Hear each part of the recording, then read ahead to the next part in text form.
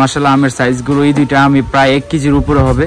আর এই গরুটা এখন 2 লক্ষ টাকা বিক্রি হয়ে গেছে, আমাদের বাজারের সবচেয়ে বড় গরু।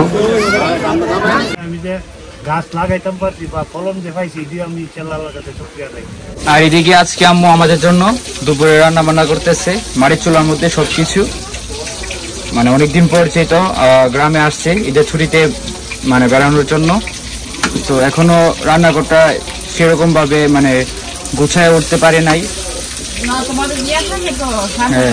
আন্টি থাকে তারপরও মানে কিছুটা পরিষ্কার আছে, তা না হলে মানে বাসা থেকে এসে বাড়িতে কাজ করার সুযোগ পাওয়া যায় না। আজকে দাদা দাদু আমাদের সাথে খাবে, আমরা সবসময় বাড়িতে আসলে দাদা দাদু আমাদের সাথেই খাই, আর আজকে সেম খাবে, তাই আম্মু তাড়াহুড়া করে রান্না বান্না করে নিতেছে। আর আইজামনি ওইদিকে ঘুমাইতেছে, ঘুমানোর পাকে কাঁকরোল দিয়ে আলু দিয়ে মাছ দিয়ে না, আর এদিকে পাট শাক ভাজি করবে, আর এদিকে পাট শাক গুলো দিয়ে দিবে। এখন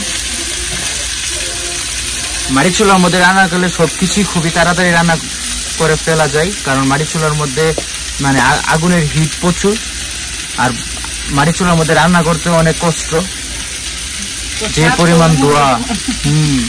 স্বাদ তো অসাধারণ। মাটির চুলার মতো রান্না অন্য কোনো চুলার মধ্যে রান্না করলে এরকম মজাটা পাওয়া যায় না, মাটির চুলার মধ্যে যে এরকম মজা পাওয়া যায়, কিন্তু রান্না করতে একটু কষ্ট আর কি।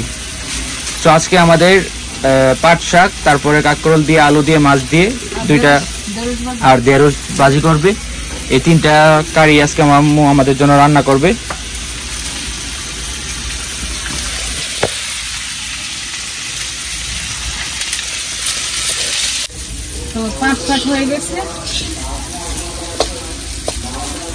আর এদিকে আম্মু আমাদের জন্য আজকে পাট শাক আর হচ্ছে যে কাঁকরোল, এই 2টা কারি আগে প্রথমে রান্না করে নিতেছে। আর এদিকে আম্মু ঢেঁড়স ভাজি করতেছে। আমাদের কাঁকড় তরকারি হয়ে গেছে আম্মু, কাঁকড়ের তরকারি এটা বসাই দিছে আম্মু। পাট শাক হয়ে গেছে, পাট শাক হয়ে গেছে, এখন ঢেঁড়স ভাজি করে নিতেছে। এই যে আমাদের পাট শাক। আর আমাদের দুপুরের সময় হয়ে গেছে খাবারের, তাই আম্মু তাড়াহুড়ো করে শর্টকাটের মধ্যে যা পারে তাই আমাদের জন্য রান্না করে নিছে।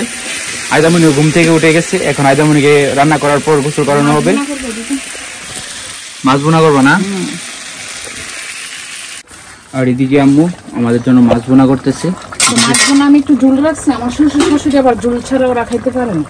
বিশেষ করে দাদা দাদুর জন্য এই মাছ বোনাটা করা, আর দাদা খুবই পছন্দ করে ওরা ঝোল খায়, আমরা ঘরে তো ঝোলটা আম্মু খুবই শুকনো করে মাছ বোনা করে, আর দাদা দাদুর জন্য একটু ঝোল রাখছে।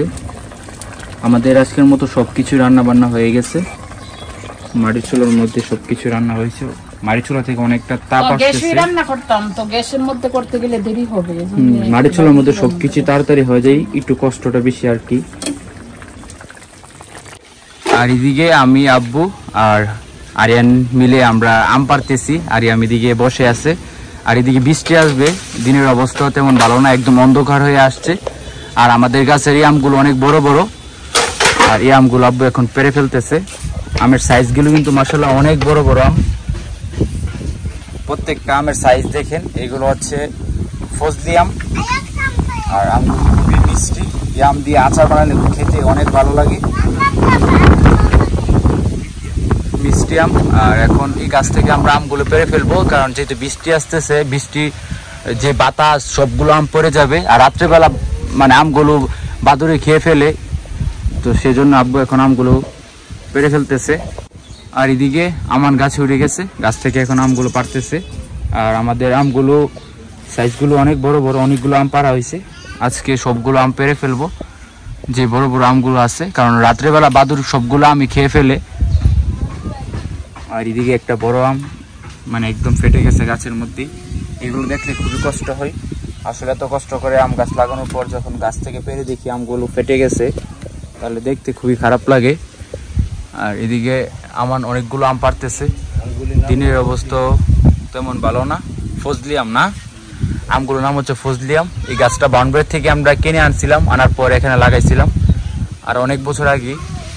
আর এদিকে দেখেন আমগুলো, অনেকগুলো আম কিন্তু গাছটার মধ্যে আসছিল, বান্তফানে অনেকগুলো আমই পড়ে গেছে আর অনেকগুলো আম নষ্ট হয়ে গেছে। আর গাছের মধ্যে অনেকগুলো আম বাদুড়ে খেয়ে ফেলছে। সব মিলিয়ে এই আমগুলো আমাদের গাছে এখন বর্তমানে আছে, তাই আমাকে গাছে উঠাইছি সবগুলো আম পেরে ফেলতে, কারণ আমগুলো পেরে ফেললে 1-2 দিনের মধ্যে আমগুলো মানে পেকে যাবে, তারপরে খাওয়া যাবে। আর যেটা এখন ঈদের সিজন, আব্বু ভাইও বাড়িতে আসতেছে, কাকারাও আসতেছে, সবাইকে নিয়ে একসাথে আমরা মিলেমিশে আম খাবো। আর এদিকে আমার আমগুলো পেরে পেরে দিতেছে আব্বুকে, আর এদিকে আব্বু নিতেছে। এদিকে আমাদের সবগুলো আম পাড়া হয়ে গেছে, আইদামনিও চলে আসছে আম দেখার জন্য। আমাদের মাশাআল্লাহ মানে অনেকগুলো আম পাড়া হয়েছে, মানে 2 উড়ার মতো আম পাড়া হয়েছে। সবগুলো আম, হ্যাঁ, এক একটা আমি প্রায় 800 থেকে 900 গ্রাম হবে। এই আমগুলো হচ্ছে ফজলি আম, আর এই আমগুলো হচ্ছে হিমসাগর আম। কয়েকটা আম আছে, সবগুলো আম খেয়ে ফেলছে বাচ্চারা গাছ থেকেই। আর আইদামনি আম দেখতেছে, আইদামনি আম খাবা, হ্যাঁ আইদামনি আম খাবে। মাশাআল্লাহ আমের সাইজ গুলো, এই দুইটা আমি প্রায় 1 কেজির উপরে হবে। এগুলো হচ্ছে ফজলি আম, আর এগুলো আমি আগে দেখতাম যে আমরা কিনে নিয়ে আসতাম, আর এখন ইনশাআল্লাহ আমাদের গাছেই ধরে আমাদের গাছ থেকে এখন আম পাড়তে পারি।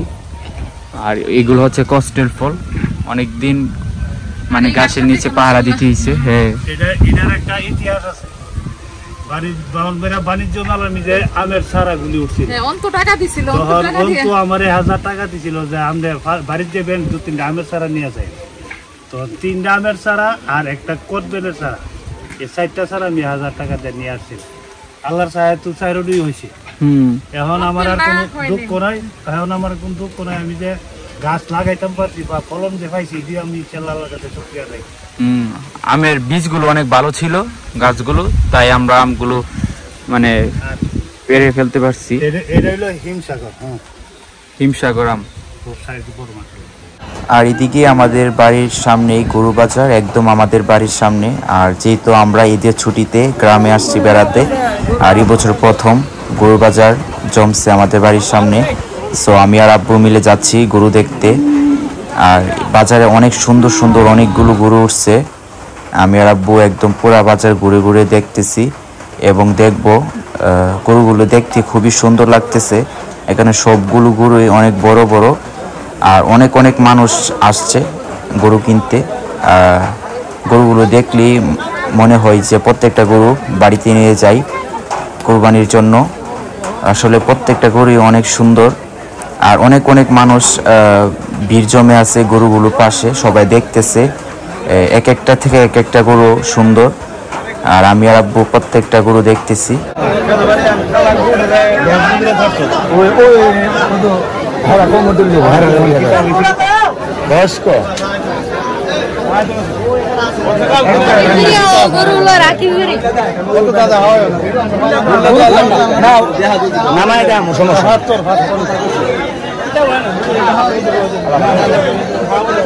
কত কইছে?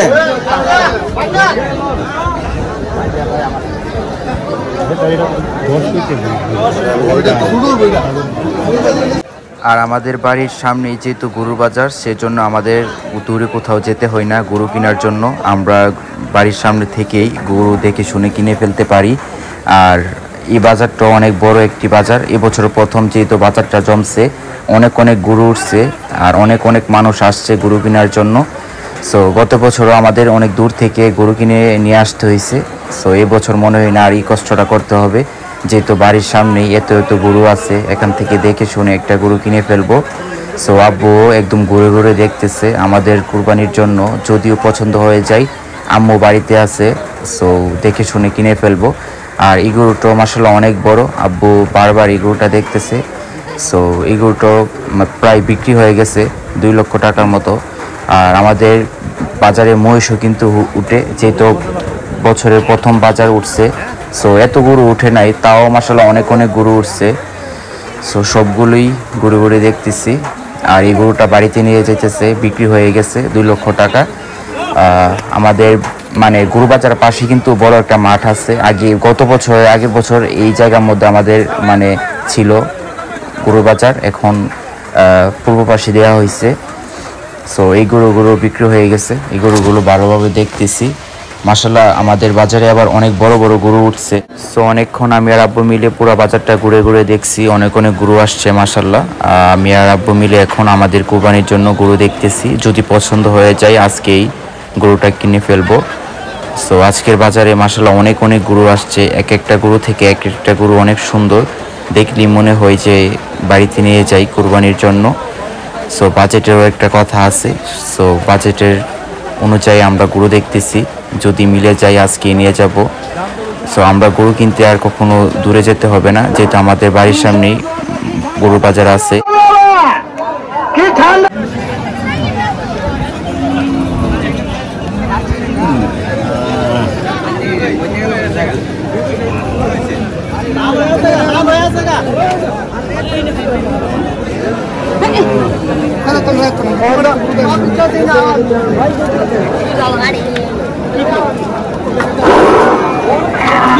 সো অনেকক্ষণ আমি আর আব্বু মিলে বাজারে গরু দেখলাম, আর এখন বাড়িতে চলে যেতেছি, যেহেতু আমাদের বাড়ি একদম গরু বাজারের সামনেই।